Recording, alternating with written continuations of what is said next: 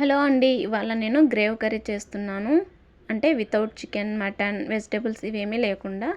ఇందుకోసం మనం మిక్సీ జార్లో 2 స్పూన్ల ధనియాలు, 2 స్పూన్ల జీలకర్ర, ఒక ఇలాచి, లవంగాలు 2 లేదా 4 తీసుకొని ఇందులోనే ఒక దాల్చిన చెక్క ముక్క, అనాస పువ్వు, మిరియాలు, అల్లము, వెల్లుల్లి ముక్కలు, అలాగే 2 స్పూన్ల నువ్వులు, స్పైసీకి తగ్గ మిర్చి, పుదీనా ఆకులు కొన్ని, కొత్తిమీర కాడలతో వేసుకొని మనకి టేస్ట్కి తగ్గట్టు కొంచెం కారం వేసుకొని, సాల్ట్ వేసుకొని, వాటర్ వేసుకొని మిక్సీ పట్టేసుకోవాలి. ఈ పేస్ట్ని పక్కకు పెట్టేసుకొని, అలాగే టమాటో వేసి ఇది కూడా పేస్ట్ పట్టేసుకొని పక్కకు పెట్టేసుకొని ఇప్పుడు మనం ప్రాసెస్ చేసేద్దాం.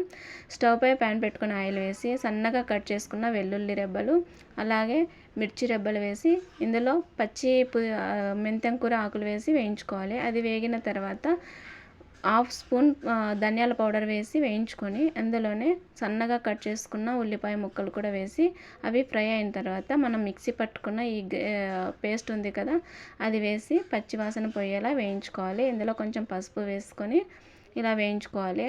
మనం సాల్ట్ మిక్సీ జార్లో వేసాం కదా, చూసి ఇందులో మనం మరీ ఉప్పు యాడ్ చేసుకోవాలి అవసరమైతే, లేకుంటే లేదు.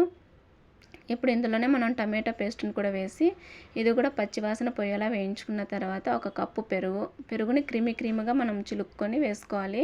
ఇలా మొత్తం పెరుగు అంతా కూడా బాగా పట్టేసి ఉడికిన తర్వాత కొంచెం వాటర్ యాడ్ చేసుకొని ఒక 5 నిమిషాలు మూత పెట్టేసి ఉడికించుకుంటే మనకి ఇది ఇలా రెడీ అయిపోయింది.